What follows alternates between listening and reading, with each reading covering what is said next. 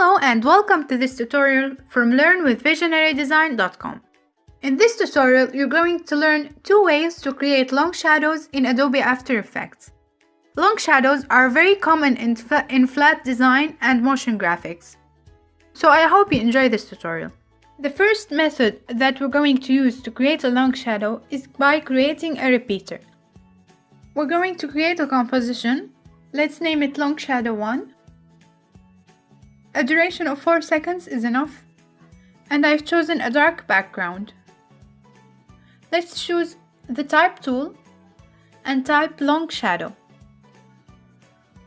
We're gonna center it and enlarge it a little bit. Now let's right click and choose Create Shapes from Text.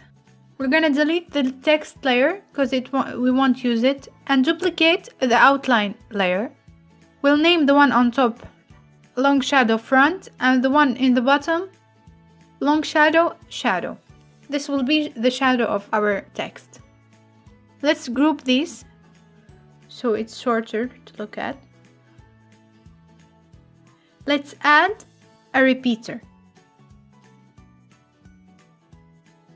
We're gonna make the position of the repeater 1 and 1 on the X and Y axis, and increase the number of copies until you see it's a full shadow to the end of the composition. Let's change the color to black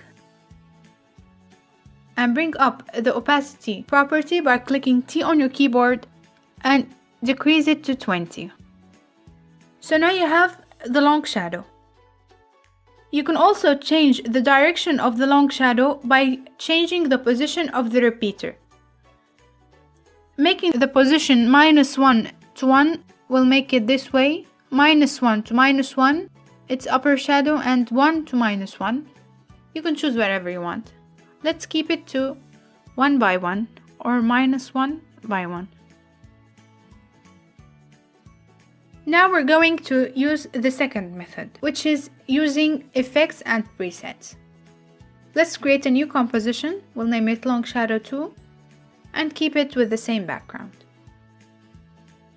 Again, we're going to choose the text, type in Long Shadow, adjust the position and the scale of the text. This time we won't need to convert the text into outlines. We can apply effects directly on this text. Let's go to Effect, Blur and Sharpen and choose CC Radial Fast Blur. We're going to increase the amount into 100. We're going to set the center of the radial blur to this corner, so we set the direction of the shadow. Everything seems blurry now, but it will show later. Let's choose from the effects Matte Choker.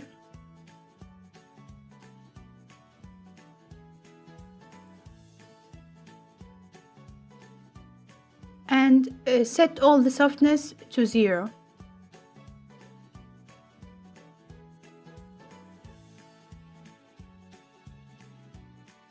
Then we have to set the choke 1 to -127, which is the minimum.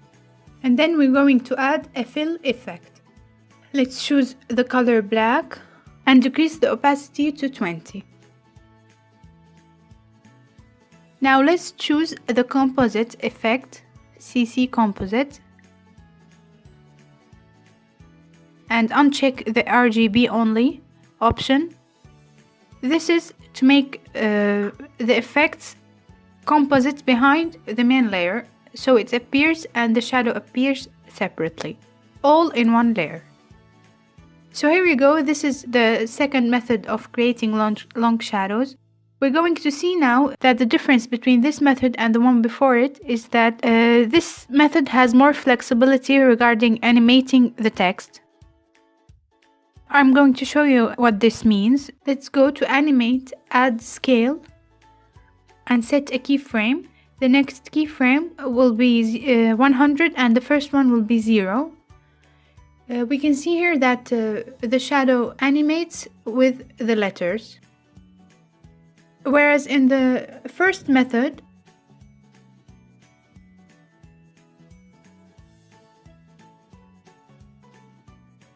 Let's move the first letter and see that only the shadow moves. The main layer doesn't move since we're separating the shadow and the main text. The same two methods can work also with objects in the same way. I just wanted to show you how it's applied to text, but it's the same with objects. These were two different methods to create long shadows in After Effects. I hope you learned something from this tutorial. Don't forget to subscribe to my channel and visit my website for more animation and graphic design tutorials and resources. Thanks for watching.